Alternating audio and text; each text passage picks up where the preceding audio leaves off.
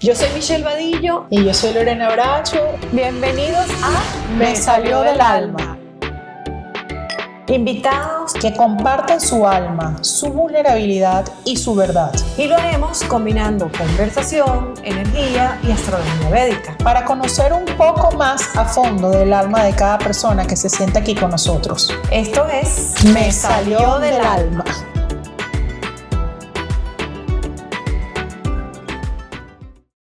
Hoy tenemos el placer de conversar con Soledad Low, una artista multidisciplinaria argentino-sueca, cuyo trabajo nos invita a mirar más allá de la forma, hacia esa profundidad del alma. Soledad estudió gemología en Londres y diseño de joyería en el Fashion Institute of Technology de Nueva York, donde se graduó con honores. Pero sus creaciones trascienden los límites tradicionales. En verdad es una maravilla, es una artista que trabaja desde el alma, fusionando conceptos innovadores, con una artesanía exquisita y explorando en cada obra la profundidad de las emociones humanas.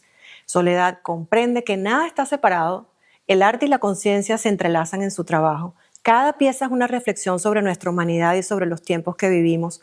Sus formas no son solo diseños, son mensajes, emociones, símbolos que revelan esa conexión entre el arte, la vida y el espíritu. Vamos a dejar que ella nos cuente más. Bienvenida, Soledad, a Me Salió del Alma. Gracias por esa introducción maravillosa, o sea, un honor realmente, gracias. Y bienvenida a Casa Mijares. Gracias. Bienvenida, un placer tenerte. Gracias por toda la magia. No, gracias a ti por toda la magia, porque no solamente nos visitas tú, sino nos trajiste una muestra espectacular de tus piezas, que de verdad tienen una vibración alta. Muchas gracias. Y nos preguntábamos las dos, ¿por qué las gemas? O sea, ¿por qué comenzar a trabajar con las gemas y no con otro material? Bueno, empezó en realidad porque mi padre es artista también y geólogo y ingeniero, y viajé con él por todo el mundo, con la familia, buscando gemas. Pero él hacía esculturas grandes de pedazos de gemas. Entonces estuve mucho en Brasil, hay un lugar en Alemania que se llama Idar Oberstein, que es el lugar más antiguo del mundo que hace stone carving, lapidary work, que sinceramente en castellano se llamaría trabajo en... Grabado en lápidas. Grabado en lápidas. ¿Y tu papá hacía eso? Mi papá hacía eso. Entonces, por ahí empieza lo de las gemas. Esta piedra me la regaló cuando tenía 12 años, es un rubí africano. Espectacular. Lo dejé en una caja hasta hace un año.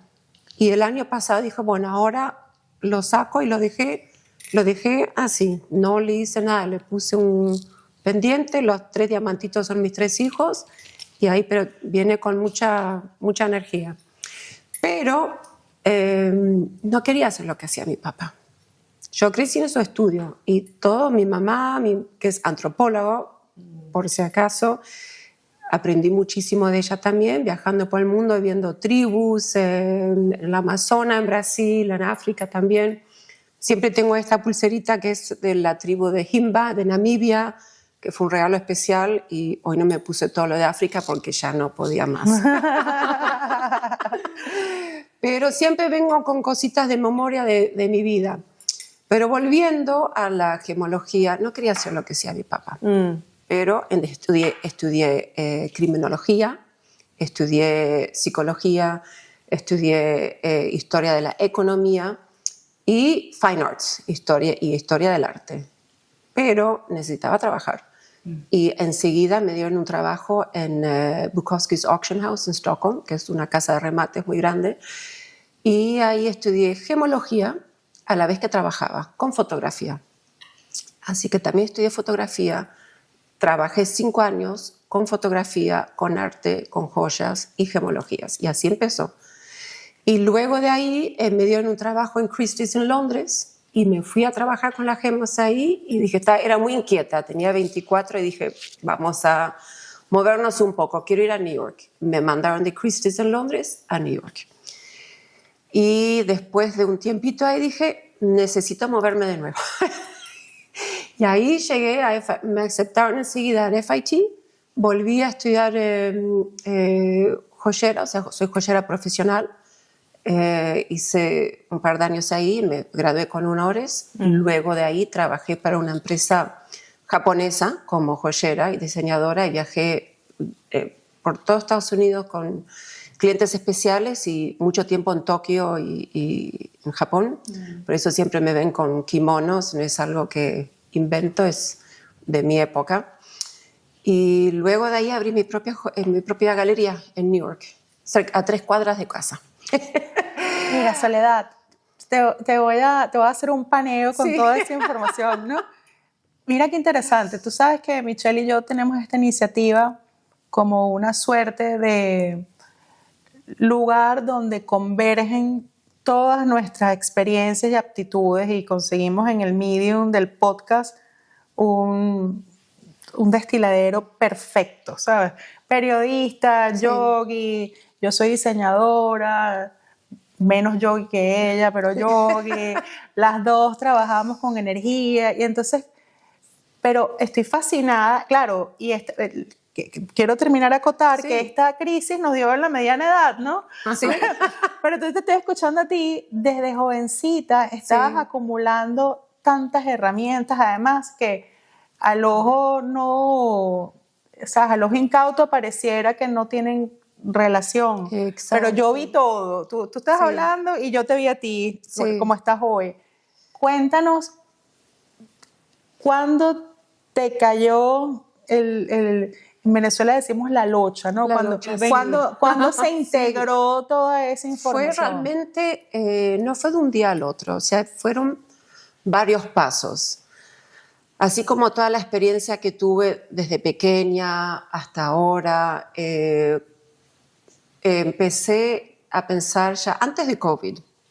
Ya tenía ganas de cerrar mi estudio, no quería trabajar más en moda, no me gustaba para dónde iba el fashion industry, el mass consuming, usar, tirar, y me dieron una oportunidad muy grande en un lugar muy conocido. Y yo dije que no. Y esto fue el 15 de diciembre 2019. Y todos me dijeron, estás totalmente loca. Le digo, no, yo sé, tomé la decisión correcta y sé que esto no es para mí. O sea, podría haber llegado mi nombre a ser ¡uf!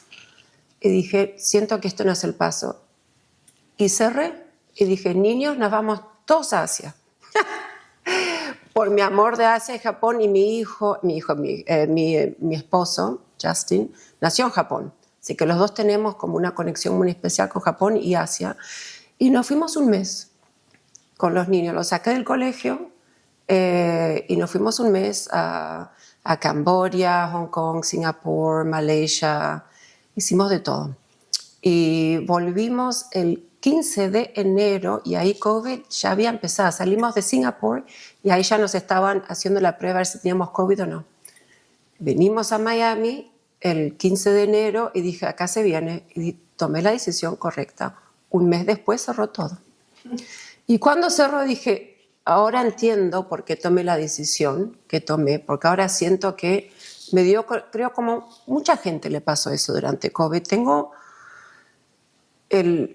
la posibilidad de hacer lo que pueda hacer. Somos varios afortunados que podemos decir eso, que pudimos dar algo negativo, hacer algo positivo.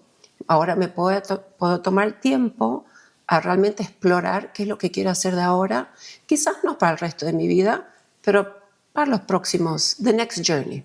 ¿Qué voy a hacer? Y mirando todo lo que conozco, geomología, historia, me di muchas clases en historia de la joya, combino también todo eso. Y también medité toda mi vida y trabajé con cristales toda mi vida. La geología y gemología es la parte científica y después de pseudoscientific es Christology, la cristología. Y todo eso lo combiné siempre. Yo soy muy no es uno el otro, me gusta moverme un poco en todos los mundos. Y hablando de ese moverte un poco en todos los mundos, no habíamos dicho, tú te has hecho la carta astrológica, digamos, de occidente, ¿no? Sí. La tropical, la Sí, regular. sí. Y sabes cuál es tu ascendente, tu sol y tu luna. No me acuerdo. Bueno. Creo que es Virgo. No, creo que soy Virgo. Ok, ¿no? si te Y llega... soy tierra. Ajá, Sí. si te llega a aparecer por ahí, Sí. pues yo aquí te voy a decir la mirada astrológica védica de India, que es la astrología de la India, y como ascendente tienes a Cáncer Ah, mira. y una estrella buenísima, espectacular, bellísima, que habla sobre la amistad incondicional, y esa es Sole, es amiga incondicional. Sí, Quizás no tengas muchos amigos, pero los que tienes son sí, eso es verdad. los que son. Sí. La nakshatra, como le decimos, se llama Anurada. Viene de un personaje místico y mítico de la India, donde ella era el gran amor de este dios, y por eso es que ella pues, es la representación, el arquetipo máximo de el amor y la amistad incondicional. Ay, qué bello. Por otro lado, el sol, es decir, tu sol, tu soul, también se pudiera representar como el alma o el brillo o ese resplandor que tiene Sole, está en Leo. Obviamente Leo es un signo pues de realeza. Aquí tienen una palabra distinta en decirlo, pero bueno, sí, es el símbolo de la realeza, del poder, del fuego. Y habla mucho también obviamente de la relación kármica, ancestral que tienes con tu familia, con tus ancestros, tus antepasados, ¿no?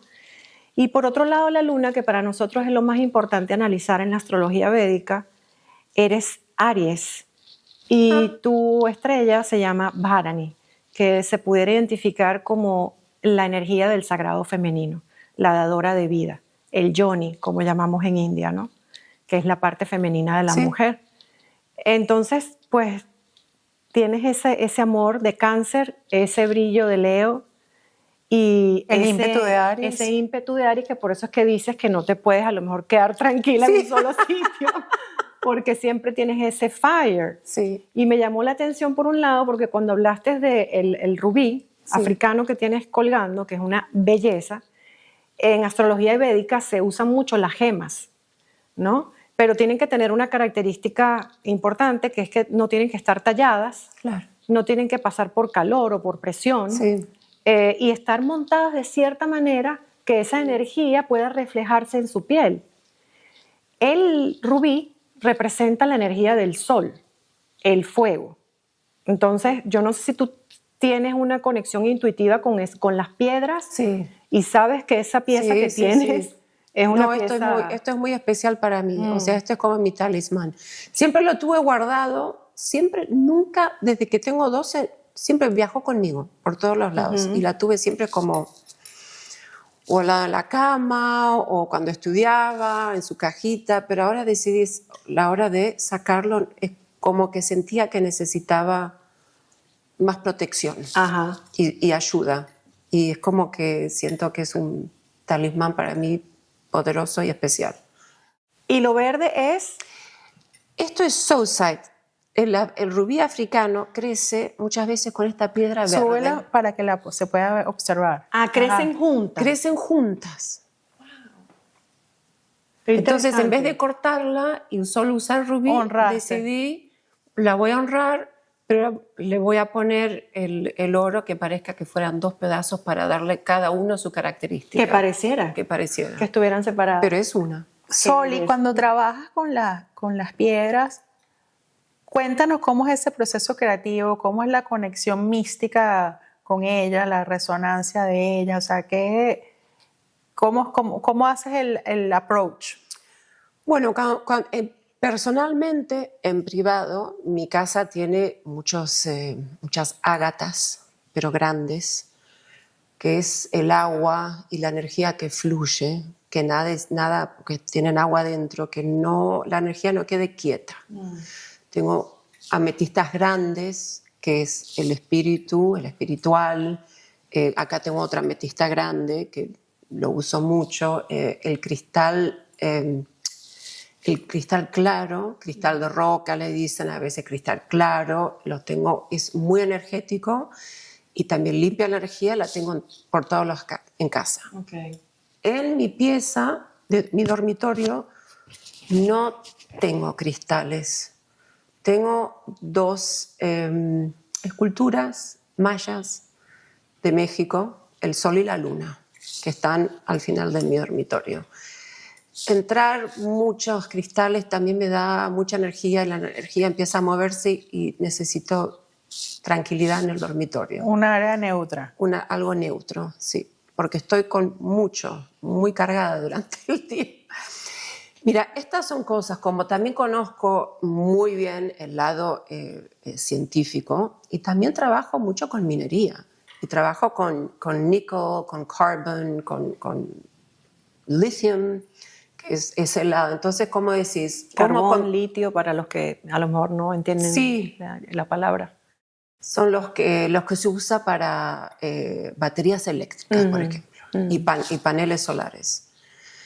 Y quizás parezca raro que tengo los dos, combino los dos, pero realmente creo que, o sea, tenemos minerales en nuestro cerebro, tenemos litio en el cuerpo. La glándula pineal es una prueba de ello. Exacto. Entonces hay como quizás puede decir, bueno, es un efecto placebo effect, los cristales. Yo creo que no. Si a ti te funciona y sentís la energía, es para ti. Así como usamos copal, palo santo, yoga, si a ti te sirve, úsalo. El cuerpo humano es una tecnología perfecta. Necesitamos todo y lo tenemos todo adentro. Eso es lo que no hemos visto. Y parte de eso que tenemos dentro es eso que estamos conversando, cristales, energía. Exactamente, como estábamos diciendo antes, tenemos litio en el cuerpo, necesitamos sal. El sal en sí, si te pones a mirar con microscópicos, son cristales, es una formación de cristal. O sea, tenemos muchos componentes en el cuerpo que asemejan a la naturaleza. Pero hemos sido tan en la historia, eso es como que se ha erradicado. Hemos sido, por una u otra razón, convencionales, la cultura, colonialismo, época victoriana, o sea, muchas cosas que eso se fue.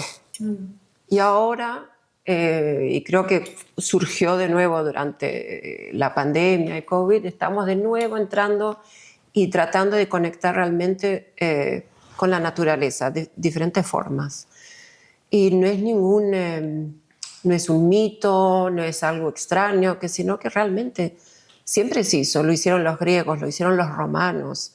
Los griegos usaban piedras y los romanos usaban cristales, rubíes, zafiros para ver el futuro. O sea, siempre existió de una u otra forma. Soledad, y cuando tienes una comisión, ¿cómo te aproximas a ese proyecto? ¿Cómo sientes a la persona? ¿Cómo haces el match con el cristal? Cuéntanos un poco de eso. Es muy interesante porque justo estoy en el medio del proceso de terminar una escultura para una mujer. Primero trato de saber lo más posible de esa persona, si escribieron un libro, qué hacen en su vida, pero eso es lo físico. Después voy a lo interno, el nombre de los hijos, qué colores les gustan, si tienen conexión con los cristales o no, o si no tienen nada que ver con wellness o lo que sea espiritual. Y incorporo eso en los cristales que hago y las esculturas. Mis pigmentos son naturales, empezamos por ahí. Es ocra, es hibiscus, es índigo y a veces uso matcha también. Entonces, todo lo que tenga que ver con esa persona, después eso va dentro del cristal. Y ahí hago como una relación. Haces una alquimia. Una alquimia. Y mis esculturas es realmente una expresión, se podría decir, quizás una crítica a la sociedad, pero también hacer pensar a la gente. Hago comentarios de la sociedad, esas son mis esculturas. El cambio climático es muy importante para mí, que no solamente es eso, porque cambio climático también es político, es la sociedad, es historia, y incluyo mucho historia en mis cristales, y no solamente en los cristales, mis esculturas. cuando hago los tótems, tienen, la idea era de la época victoriana, que tenías lo que se llamaba un parlor dome, que lo ponías en la entrada de tu casa. Si eras cool, si eras avant-garde y podrías demostrar que viajabas o te interesaba la ciencia o las flores o algún pájaro exótico, cuando entrabas tenías un parlor dome y ahí adentro estaba, o sea, algo científico interesante. Algo científico interesante y que de paso daba una muestra de ti. De ti, exacto. Entonces mis parlor dome es, que son con unos tótems que les pongo el oro, tienen huesos de elefantes que los junté en Namibia, tiene teléfonos antiguos, tiene cámaras, tiene cables, tiene naturaleza, semillas de mahogany. Es como toda una historia de la sociedad que hemos creado como humanos y que después tiramos como humanos, que no nos sirva más. Hablando de sociedad y de humanos y de todo lo que está ocurriendo en el planeta, en el medio ambiente, en el mundo textil, de la moda, todo lo que ya sabemos, las gemas a raíz del COVID o de la pandemia hubo mucha como despertar espiritual, por decirlo de alguna manera. Las personas estaban buscando una vía para sanar, para equilibrar su sistema nervioso, para sentirse en paz, y una vía para ellos fueron los cristales. Entonces quiero hablar un poco de la explotación del mercado de cristales y cómo tú manejas esa parte, porque ahora hay por todos lados ferias, ventas, viajes para ir a conocer cristales y piedras y pues es algo sagrado realmente, ¿no? Es algo que estás sacando del útero de la madre tierra. Entonces, ¿cómo lo ves? Exacto. Realmente, yo he trabajado con cristales y gemología ya hace, bueno, si me pongo a pensar, más de 30 años. Ya que empecé de pequeña. Sí. Más de 30 años y he visto muchas evoluciones. Y justamente durante la pandemia todos nos aferramos a lo más espiritual para que tenga sentido todo, ¿no? Qué es lo que estaba pasando. Y siento que sí, el mundo de los cristales tuvo un furor y de golpe todo el mundo era experto en cristales y hasta el día de hoy todo el mundo es experto en algo espiritual y siento que como consumidor hay que tener, no es una crítica, sino que hay que informarse. Discernimiento. Siento realmente que la gente tiene que informarse, leen por las medios sociales rápido y dicen que sí, que no, muy rápido. La gente no se toma el tiempo a estudiar, no se toma el tiempo a leer historias o realmente lo que significa. Siento que hay que volver a la tranquilidad, a tomarse el tiempo a leer y estudiar. Porque realmente, o sea, ibas a un supermercado y hay cristales. Y digo, es impresionante, pero... O sea, impresionante no puede ser, o sea, no es sustainable. ¿Cómo vamos a sostener? Entonces, ¿cómo sostienes tú o cómo trabajas tú? Yo trabajo solamente cuando trabajo con piedras, que realmente en mi joyería trabajo con piedras si es una comisión o algo muy específico. Y ahí tengo donde los compro y no es un supermercado. O sea, sé de dónde vienen, si viene de Sudáfrica, si viene de Brasil y casi siempre sé de qué mina viene. Así como trabajo con minería en África, trabajamos sostenible y ecológico.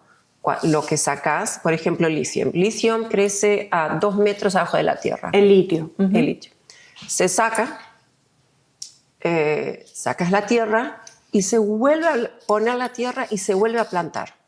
Y el litio se regenera. 1000 años, pero se regenera. Ahora hay minerías que no hacen eso. Yo he visto cosas que sacan y tiran y el pueblo que estaba ahí destruido. Soledad, inevitablemente tenemos que hablar de tus papás. Sí. Porque imagínate tú en un hogar donde hay un geólogo y una antropóloga y están viajando por el mundo. Saliste tú. Sí. O sea, toda esta conciencia social, esta conciencia de sostenibilidad es resultado de lo que tuviste expuesta, ¿no? Cuéntanos un poquito cómo fue crecer en un hogar con esos valores. Sí, ecléctico, diría. Sí. Ajá. Ecléctico y a la vez, para agregarle un pasito más, me fui de Argentina a los 3 años. Bueno, nos fuimos. ¿Naciste en Nací Argentina? en Argentina. Y fuimos a Suecia, porque mi papá trabajaba con el gobierno sueco durante la Guerra Fría, que eso es otro paso. ¿Y ambos, padre y madre, son argentinos? Sí. Pero mi papá y su abuelo tenían muchos contactos con los gobiernos, siempre hubo ambientes diplomáticos, entonces mi papá fue con trabajo a Suecia, a Estocolmo, y ahí trabajó muchos años con el gobierno sueco durante la Guerra Fría, que eso es otro paso, y por qué lo cuento es que estudié criminología y estudié mucha historia, porque tuve que aprender de niña cómo protegerme, cómo cuidarme si pasaba algo. En casa había un arma que era del gobierno, que tenía que saber ya a los 10 años cómo usarlo por si venían los rusos, cómo identificar a espías rusos, o sea, son muchas cosas ¡Qué muy historia! locas. Pero yo lo cuento, ahora lo cuento en público, pero lo cuento muy pocas veces porque la gente piensa que estás inventando. Y hace 6 años, varios de nosotros que crecimos así, sin saber que nuestros padres se conocían, hemos descubierto después que nuestros padres se conocían y trabajaban juntos. Pero entonces me queda la curiosidad. ¿Cuál era la misión de tu papá en Suecia? Bueno, él diseñaba aviones para el gobierno sueco. ¿Y cómo llegó a militares. lo de esculpir las lápidas? Siempre hizo los dos. Porque en su Pero familia... qué ecléctico. En su familia todos tenían que ser ingenieros. Y después de ser ingeniero podías elegir lo que quieras. Y entonces mi papá hizo ingeniería, pero a la vez tuvo un grupo de artistas que se llama el Grupo Sí en Argentina, que fue muy conocido en los 60. Y de ahí también él vivió en Córdoba, en Argentina, donde hay muchos cristales, y encontró turquesa y rodocrosita. Y cuando él era joven empezó siempre con las gemas como algo paralelo. Y siguió haciendo las cosas en paralelo. Y dos cosas que tenía en mente que no quiero que se me olvide preguntarte. Uno, ¿por qué esa, no rechazo, pero como un poco de aprehensión al trabajo que hacía tu papá con el tema de esculpir las lápidas? Y después te hago la segunda pregunta. Yo creo que eso es rebeldía de cualquier niño, no querer hacer lo que hacen sus padres. Ya, o sin sea, duda. era no cualquier niño, pero que la mayoría prefieren formar su propio... Independiente. Ser independiente, formar su propio paso, no ser Comparado con los padres. En mi caso era que quería salir a hacer otra cosa. Entonces, perdón, Ajá. sí. ¿Cómo era el grupo familiar? ¿Tienes hermanos? Tengo una hermana menor. O sea, Sí, que somos dos. todos esos movimientos era el grupo familiar. Sí. ¿Y cuántos años vivieron en Suecia? Pues mis padres siguen ahí. Y mi hermana volvió. Mi hermana vivió en Italia muchos años, volvió. Y yo me fui a los 24 y seguí por el mundo. Claro, porque te hago tantas preguntas, Sí. y perdón que te interrumpí, Sí, sí. Michi, porque hablas como una argentina, pero realmente tuviste más años Tuve más años. Por en eso a veces Suecia. mi español y suena ridículo y pido disculpas. No, a por todos, favor, pero- si estamos en pero- Miami, la pero ciudad mi- del Spanglish. Realmente mi primer lenguaje fue sueco. Mis padres me hablaban español y yo y mi hermana contestábamos en sueco. Claro, como los hijos de uno aquí. Pues. Y el inglés en Suecia es como un segundo lenguaje. Aprendes inglés ya desde el primer grado. Entonces hablaba sueco, inglés perfecto, pero el español vino después. Y creo que realmente hice SAS cuando me mudé a Miami hace 10 años. Ahí, porque acá no todo el mundo, pero se habla mucho, y ahí realmente arrancó. Y por eso también quería que mis niños vivieran aquí un tiempo para que aprendan mejor español, que suena Claro. ridículo, pero sí. Pero entonces o sea, porque estuve viendo en tu carta como un desarraigo, como un desprendimiento, como una separación a temprana edad. No sé si fue de alguien de la familia que te dolió mucho si fue una hermana gemela o un hermano gemelo. Sí, sé perfectamente qué es. Y eso es lo bueno de tener intuición y hablar. O sea, medito hace muchos años y constantemente estoy cuestionándome que por qué, de dónde vendrá, para entender. No, de muy pequeña, bueno, a los 3 años tuve 2 incidentes muy fuertes. Una me mordió un perro con rabia, con rabia.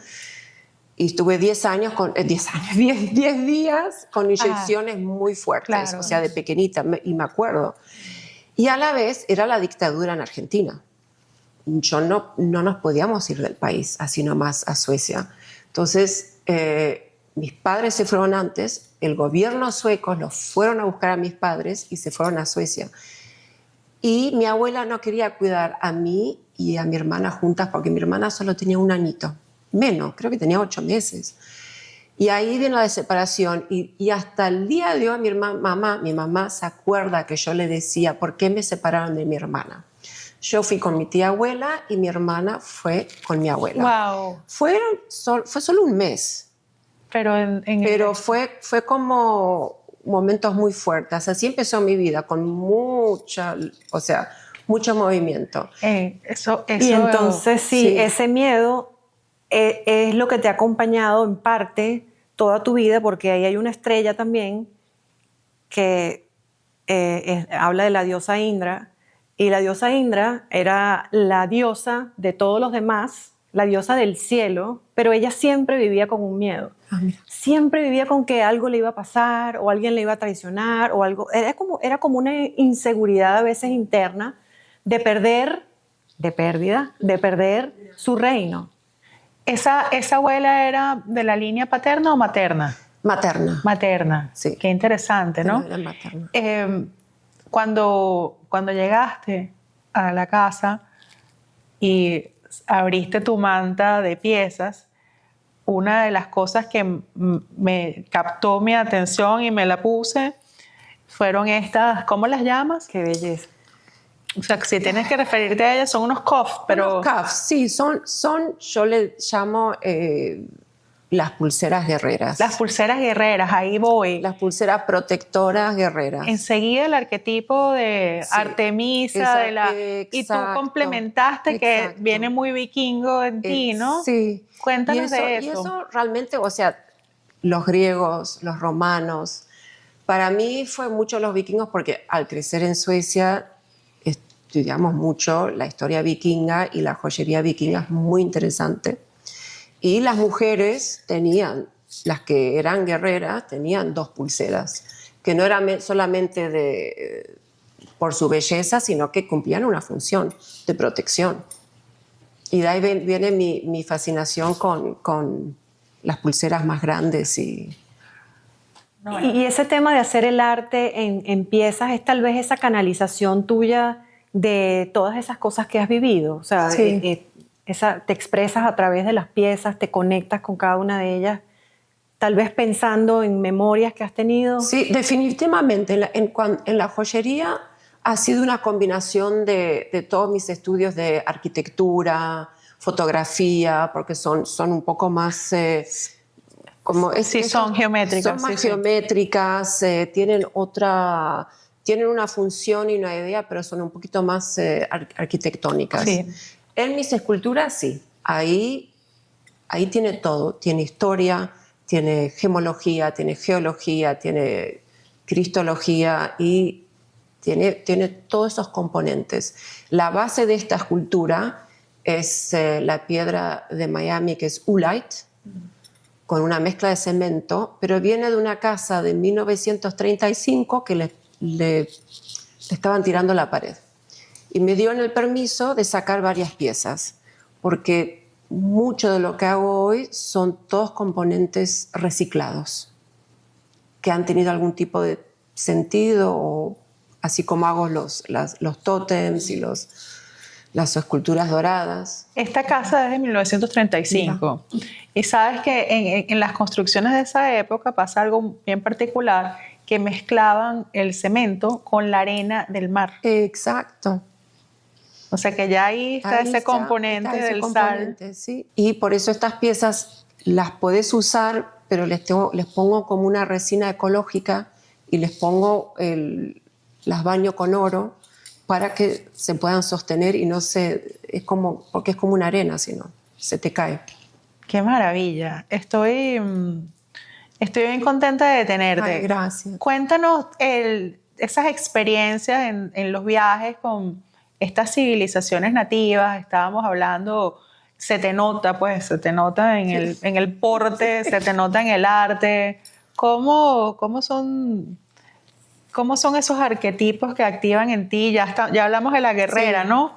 Pero hay un divino femenino ahí Sí, la verdad bien presente, ¿no? Sí, no, y la verdad que hay hay un hilo rojo en todo el mundo. Y no es un cliché, realmente es algo muy, se puede decir, básico, natural. La mujer es madre en todo el mundo. Los niños son niños en todo el mundo. No quiero quitarle a los padres que no sean padres, pero la mujer, sobre todo en todos estos pueblos, llegué a un pueblo, justamente el Himba, en Namibia, que hacía 8 meses que no veían a nadie de afuera de su pueblo. Y era el cumpleaños, mi hijo cumplía 18, le dijo, vamos a ir a que te hagan un ritual. Mi hijo un poquito, bueno, mamá, ¿cuántas cosas raras vamos a hacer en mi vida? Dijo, vas a ver que esto va a servir para el resto de tu vida. Cuando llegamos al pueblo eran solo mujeres, y los hombres cazando o con las vacas. Y estábamos todos sentados en el piso tomando té y las mujeres y pasaban a los niños uno al otro, como si fuera, o sea, el niño no es solamente tuyo, sino que es de la comunidad.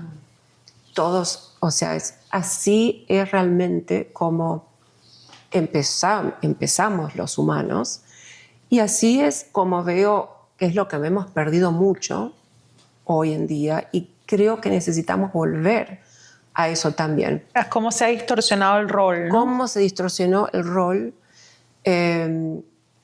Cómo nos necesitamos mutuamente y sobre todo como mujeres.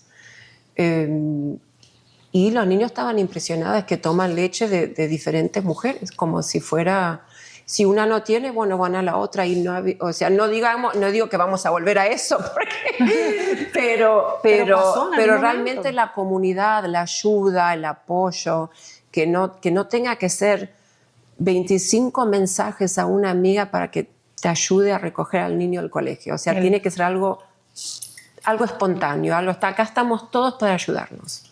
Entonces tú estás y no estás, o sea, estás en este mundo donde se puede exhibir tu arte, tu trabajo, porque obviamente un artista necesita esas plataformas. Sí, claro. Pero por otro lado también buscas ese sosiego, esa paz interior, esa sabiduría, sí. ese conocimiento de lo que da un viaje. O sea, yo creo que no hay mayor regalo en el mundo que viajar a uno de estos sitios que uno nunca ha ido, conocer otra cultura, otra experiencia, otra manera de ver las cosas, otra percepción de ver las cosas. Para mí realmente viajar, y lo hemos hecho con nuestros niños desde que nacieron, es como tener un mapa que nunca lo leíste si no viajas. Total. Es un mapa que te enseña muchas cosas en la vida, y viajar no hace falta que vayas hasta África. Puedes ir de aquí en bicicleta a otra zona, o te vas a Key West o a otro lado a descubrir algo. Haces un picnic, a ver otra cosa, descubrir otra zona. Esa capacidad de mantenerse sorprendido, ¿no? Exacto. Y curioso. Y aprendes. Y curioso. Curioso. Y eso me preocupa un poco del mundo. Curiosidad. Hay que mantener la curiosidad. Viajar también significa cuanto más ves, cuanto más entendés, cuanto más respetás y cuanto más te enriqueces vos misma espiritualmente. Y cuando hablas, me llama la atención que hablas en 2 tiempos. De cuando tú lo hacías con tus padres, punto y aparte de cuando tú lo haces con tus hijos. Sí. ¿Qué pasó entre medio?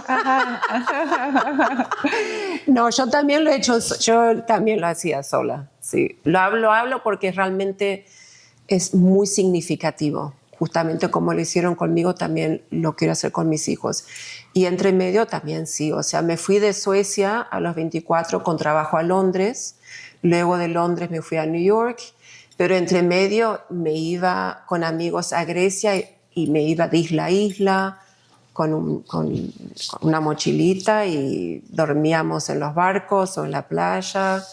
He hecho de todo, que no voy a contar muchas si mis hijos no repiten.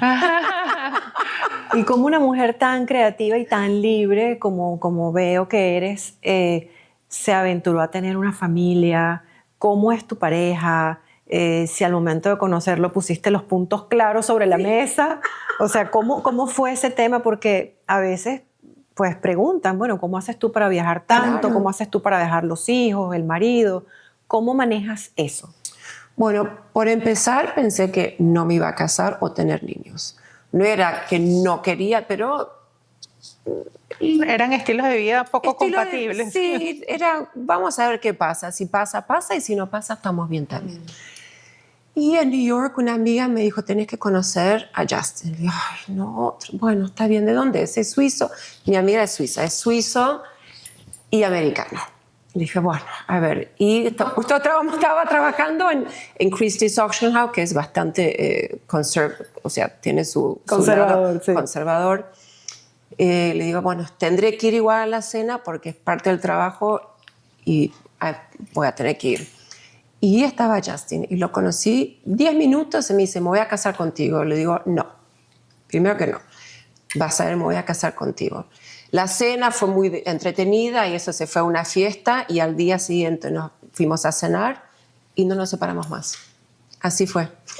Así son las cosas. Así son las cosas, pero él es, o sea, somos muy parecidos, pero también muy compatibles y él sabe pararme, porque yo me despierto una mañana y digo, vamos todos a Japón. O sea, y él dice, vamos a poner las cosas un poquito en orden antes de ir a Japón. Pero él también, él nació en Japón. El madre suiza, padre americano, con mucha historia en Estados Unidos y Suiza. Vivió en Portugal, vivió en San Francisco, o sea, vivió por todo el mundo. Entonces nos entendimos muy bien sin tener que dar muchas explicaciones. Claro. Creo que eso es muy importante. Y desde el primer día la comunicación fue muy abierta y muy... nunca hubo mentiras, nunca hubo alguien que tuvo que tapar algo. O sea, siempre fue muy directa. Él también es creativo. Sí, es muy creativo. Él fue windsurfer profesional. Vivió mucho tiempo en Hawái. Después estudió economía y después trabaja con la fundación de la familia y trabaja con economía. Y con tu papel, tu rol de madre, hay muchas madres que se sienten culpables porque viajan, porque tienen que dejar a los niños en la casa, porque también está la soledad madre, ¿no? Ese es un tremendo arquetipo. ¿Cómo manejas eso? ¿Sientes culpa o has educado a tus hijos en torno a eso? ¿O más bien tú piensas de las que eres que si tus hijos ven tu ejemplo de mujer independiente, que quiere viajar, que quiere conocer, que quiere despertar esa curiosidad, tal vez ellos también reciban eso de ti? Yo creo que, bueno, que es una pregunta muy compleja porque nunca quiero dejar afuera a una madre, porque no es fácil, madre y trabajar, o sea, no creo que esto esté bien o esto esté mal. Cada uno tiene que encontrar su forma de balancear, pero no es fácil, o sea, nunca salís ganando, pero tampoco salís perdiendo, no sé si me entiendo, o sea, si pasas mucho tiempo trabajando, extrañas a los niños. Si pasas mucho tiempo con los niños, pierdes tu trabajo. Entonces, ¿cómo lo balanceamos? Por suerte, y creo que ahí viene el rol de mi pareja también, somos tan 50-50, o sea, nunca es 50-50. Una semana él trabaja más, otra semana trabajo yo más, o sea, pero él siempre ha sido... Bueno, desde el principio puse pauta, yo no cocino, o sea, no soy mujer... no soy mujer tradicional, no soy ama de casa tradicional. Y a él le gusta cocinar, le gusta recoger a los niños. O sea, estupendo. O sea, hacemos los dos hacemos todo, nos complementamos. Claro. Creo que eso es algo muy importante, porque ¿cómo hace una mujer si no? ¿Cómo hace una madre? Bueno, pero eso es parte si no se ayudan de lo que tú con estabas su pareja. comentando. O sea, de cómo los roles se van distorsionando. Pues ser una tremenda mamá no significa que eres una tremenda ama de casa, No. ¿sabes? O sea, No tienen por qué. No. Y ahí es donde entra la tribu de mujeres, ¿no? Exacto. Y creo que también hay que darse un poco de darse el permiso de decir, bueno, hoy la casa es un desmadre.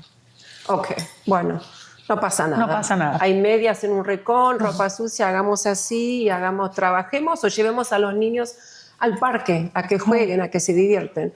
Y después podemos recoger. Creo que hay que poner lo que realmente es importante primero. Pero primero hay que identificar qué es importante para ti y tu familia. Y mira, y dentro de esa vibración de tu casa, con esos cristales poderosos que tienes, porque bueno, para quien no lo sabe, cada uno de esos cristales tiene una vibración, claro, que se asocia con un chakra en el cuerpo. Sí. ¿Cómo funciona el grupo familiar? ¿Son 3 hijos? Tengo más 3 el esposo, hijos. Sí. ¿Y todos ellos cómo responden? Ellos les parece súper divertido. A veces se ríen de mí, por supuesto, como todos niños, ahora que son mayores, bueno, ahora van a tener 20, 18 y 15. A veces están tan acostumbrados a todas las locuras que hago en casa que me acompañan en la mayoría, y hay otros días que, por ejemplo, mi hija me dijo el otro día en el carro, dice, ay mamá, basta de música de meditación, ya ponemos un poco de hip hop, ¿no? Está como yo. Bueno, está bien, hagamos un poco de hip hop. Pero la verdad que les divierte, y a veces les pregunto, o sea, Valentina, ¿a tus amigos les parece un poquito raro venir a casa que hay máscaras africanos y hay cuchillos de Tuareg, de Marruecos y otras cosas? No, ya están todos acostumbrados. Yo tengo acá tu análisis de los chakras y dice que el mayor chakra a trabajar en tu caso es el chakra del corazón. ¿Te conectas con eso? Sí. ¿Qué piensas que ese corazón debe perdonar, aceptar? Mi corazón en realidad está súper trabajado, está muy trabajado. Creo que más que nada se tiene que perdonar a sí mismo por haber tomado ciertas decisiones en la vida que me ha dolido mucho y que me ha castigado a mí misma por haberlas, o sea, como uno dice, ¿cómo no lo vi? ¿Cómo perdí el tiempo? ¿Cómo hice esto? Si yo soy muy dura, no con los demás, pero conmigo misma, muy dura conmigo misma. Y eso es lo que constantemente, por eso medito mucho, porque yo pierdo mi meditación a la mañana y ahí todo el día se me fue un poco y estoy como en malestar. Pero con mí misma, no, ni siquiera con nadie de afuera, o sea, conmigo. A veces el mayor látigo es el que se da uno. Sí. Total. Pero qué interesante que entramos en ese tema, porque has crecido y te mantienes rodeada de vibraciones y frecuencias sanadoras.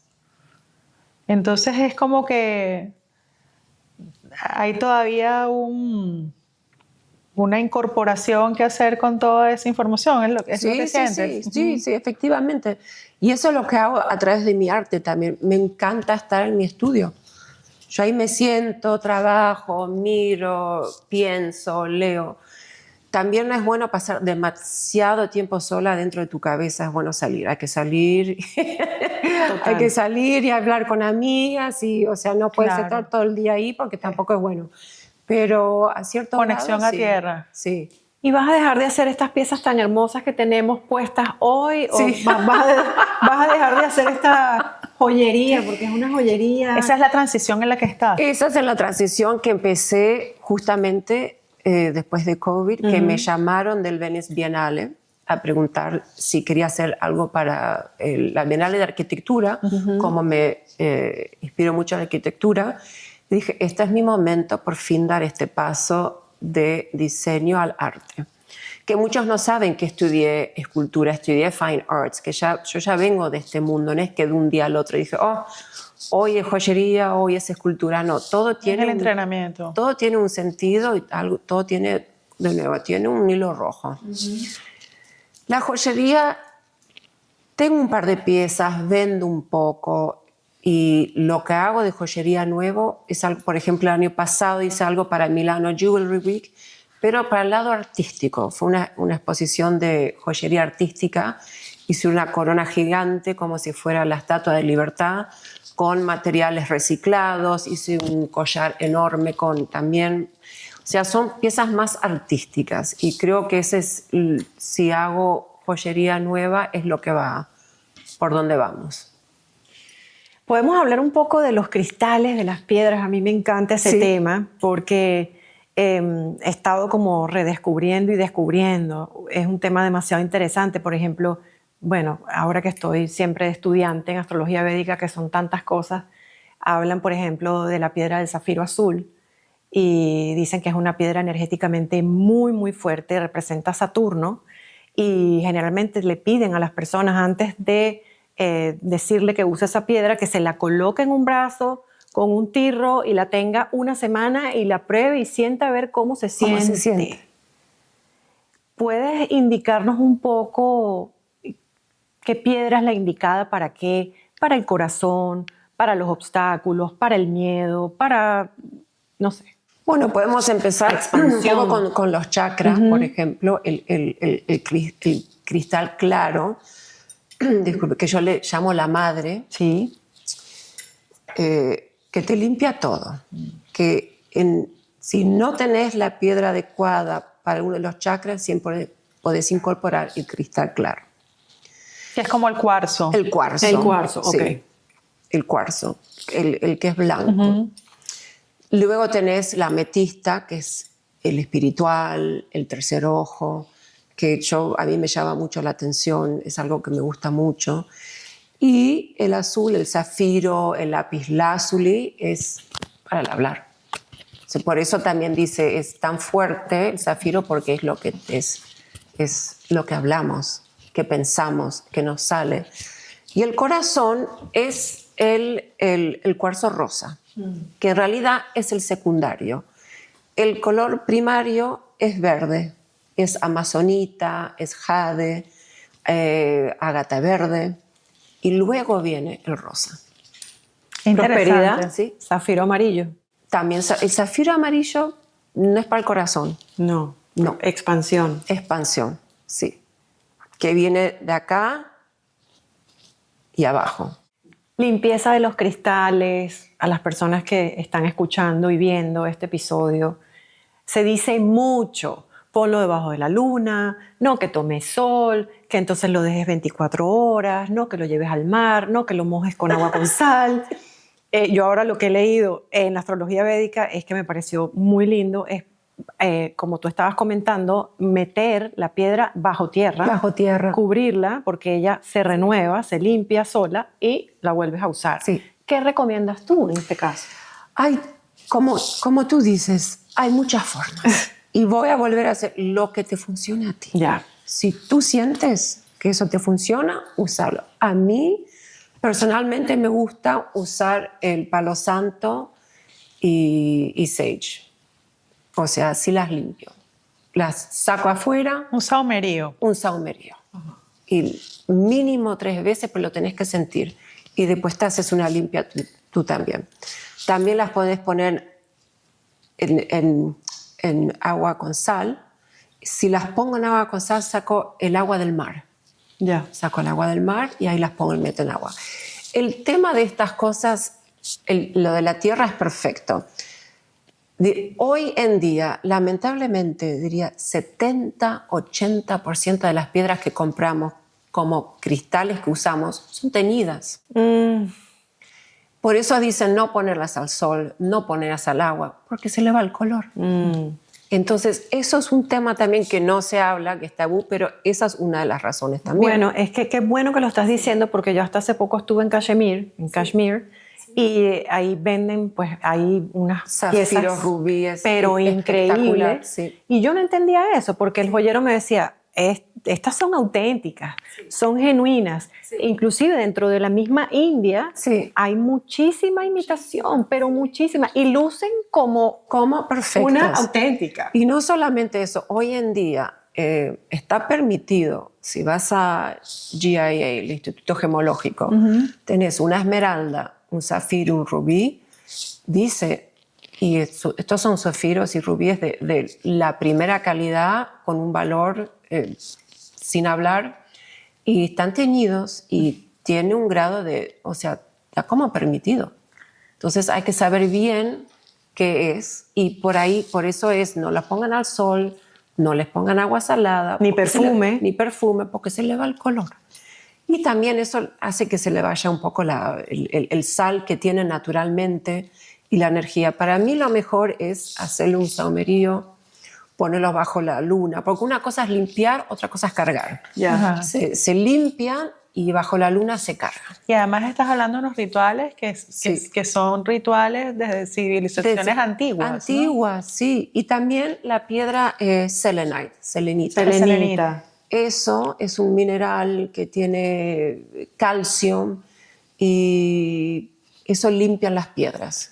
Eso es bueno tenerlo cuando entras. Lo limpia uno. Sí, claro, lo limpia uno. Cuando entras en tu casa puedes tener un selenite. O una turmalina negra que limpia todas las energías, sí, pero el selenite limpia los otros cristales. Es el único cristal que no tenés que limpiar y no tenés que cargar. Qué maravilla. ¿Cuánta información, ¿no? Mucha información. O sea, sentarse a conversar contigo da para escoger el tema. ¿Cuál tema vamos a desarrollar? Mira, de esos lugares del mundo que has visitado, ¿cuál te ha impactado más basado en lo que tú eres hoy? Yo creo que realmente lo que me impactó más, bueno, fueron estos dos lugares en África. Fue Namibia y el Masai Mara en Kenia. Pero no el Masai Mara donde van muchos turistas, sino que el más allá. El Masai Mara que los dueños siguen siendo los Masai de esas tierras. Que puedes ir en un carro 5 horas y no ves a ninguna otra persona, ningún otro turista, o sea, solo los Masai. Y realmente sentí cuando bajé del avión, y de nuevo, suena como un cliché, pero realmente sentí, bajé del avión, me arrodillé y agarré la tierra. Sentido de pertenencia, quizás alguna vida comprometida. Vino el Masai y me abrazó y me dijo, bienvenida a casa. Ajá. Qué belleza. Eso fue para mí, y Namibia fue lo mismo. Fue algo muy increíble. Sole, ¿cuál es tu objeto preferido y por qué te gusta? Objeto material. Yo la verdad que no sé si tengo un objeto preferido. Tendré un objeto preferido. ¿Tu flor preferida y por qué? Es que es interesante. Tengo muy pocas cosas preferidas. Así como en mi vida hago varias cosas, es lo mismo con perfumes, con ropa, con objetos. No tengo una cosa que ame. Amo muchas cosas. Pero eso habla mucho de las personas que han sido nómadas como tú. Sí. Que no se... Hay mucho. No crean No hay attachments, apegos. sí. ¿Cómo? No hay apegos. ¿Qué es eso? Apegos. Attachments. No tengo ese tipo de attachment. Exacto. Si me traen flores, tiene que ser una cala. No, soy feliz si me traen peones o tulipanes. Soy igual de feliz. No tengo una así. Más con los cristales. Si me traen un cuarzo grandote, soy feliz. Esa es su pasión, definitivamente. ¿Crees que alguno de tus hijos vaya a continuar generacionalmente con esa pasión? No, creo que cada uno lo incorpora en su vida, porque los tres, sin que les he dicho nada, Eso es lo mejor. tienen cristales al lado de su cama. Ah. Y mi hijo, que está en la universidad, se llevó una bolsita con los chakras y un cristal de lapislázuli azul para que lo ayude a estudiar. Y eso fue sin obligación. Eso lo incorporaron en su vida. Eso es lo mejor. Y para mí eso es lo más. Tips para quien quiera conectarse con las energías de los cristales, cómo comprar, cómo conectarse con ellos para esas personas que nos estén escuchando. Bueno, primero ir a un lugar que vende cristales, obviamente, pero un lugar que sea no un supermercado, tiene que ser un lugar con... Que tenga un origen. Que tenga un origen realmente, que no hay muchos que sean buenos, pero ir y tomarse el tiempo, porque ese es el tema con cristales. Todos hay que sentirlos, hay que ponerle las manos, si hacen calor, sentir la energía. Por ejemplo, le di un cristal a una clienta, un ojo de tigre, le hizo así, lo tiró. No es para mí. Mira, se me subieron los pelos. No es para mí, no la quiero ver. Entonces no es para ti. Esa es de mis piedras favoritas. ¿Ves? Es para cada ¿En serio? Sí, sí, y es una belleza. Y se me rompen con frecuencia. Porque le estás cargando mucho. Wow, Sí. esa es una piedra para nosotros delicada porque representa el nodo norte, que es una energía de saboteo, de obsesión, ¿sí? de trampa, de engaño. Sí, o sea, sí, es- muy. No es para todos. no se debe usar No es para mucho. todo el mundo. Esa piedra es una belleza, pero Sí, no es para todo igual el que el mundo. zafiro azul. El zafiro azul. Exactamente. Entonces es realmente tomarse el tiempo, no solamente leer qué significan, pero elegir la Sentirlas. tuya, hay que sentirlas.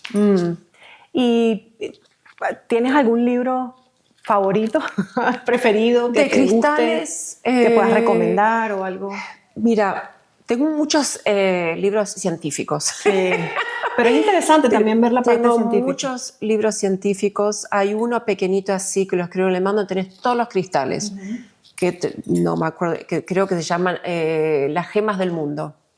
Es un librito así pequeño que tiene todos los cristales del mundo. Es más bien científico, pero es interesante, como para empezar. Y así un libro de cristales todavía no he encontrado uno que diga, este es un libro que esté bien escrito, o sea, realmente para el uso de cristales. De repente te toca escribirlo. Por ahí me toca escribir. ¿Quién es Sole? ¿Quién eres? ¿Quién soy? Bueno, creo que hemos hablado mucho de mí como espíritu, como alma, como una persona nomádica, pero a la vez muy leal a mi familia y a mis amigos. Y así como soy nómada, también me gusta tener mi lugar. O sea, mi casa es un oasis. Mi cuerpo, mi casa es un oasis donde me siento cómoda y tranquila. Entonces tengo como todo lo que hago, yo trabajo con contraste, soy un contraste. Tengo un lado muy... crecí con diplomacia, con la Casa Real Sueca, también soy knight, que no lo hablamos, pero también soy muy artística, crecí en un ambiente muy artístico. Entonces yo soy soy un contraste realmente de muchas cosas. Y me gusta, yo estoy contenta con eso. Esa era la segunda pregunta, ¿te gusta esa parte de ti? Me gusta, sí, yo acepté de muy pequeña que eso, o sea, crecí así era mi casa, y no lo cuestioné. En vez de cuestionarlo, lo incorporé en mi vida y me gusta, porque siento que puedo sentarme y comer una manzana con mi jardinero y puedo ir a cenar con una cena vestida de gala y todo me gusta y aprendo de todo y de todo el mundo. Porque para mí los humanos a mí me interesan mucho. Me parece súper interesante hablar con gente, así quien sea. ¿Y qué es lo que no te gusta? La gente mala. No me gusta la gente, pero realmente, o sea, me da como ganas de... La gente arrogante, la gente que se cree más, la gente que disminuye a otras personas. Me hace realmente... Mira, ya me puse mal. Realmente, y también suena como un cliché. No, me pone muy mal porque no hay ningún tipo de necesidad hoy tratar mal a otra persona. No lo hay. O sea, tratar mal a una persona realmente creo que es una de las cosas más bajas que le puedes hacer a otro humano. Bueno, porque una persona como tú que ha visto varias latitudes da fe de la unicidad. Sí. De que no somos tan diferentes. No, somos muy parecidos todos. Y así como empezamos la conversación, al fin del día, las madres en el mundo queremos lo mejor para nuestros niños. que toman leche, que coman, que jueguen, que estén bien, que estén felices en el mundo entero. Así es. Al final somos madres de todos. De todos, sí. De todos. Sole, ha sido un súper placer tenerte. Teníamos tiempo queriendo invitarte. Gracias. Creo que la verdad es que el podcast, ese es el propósito.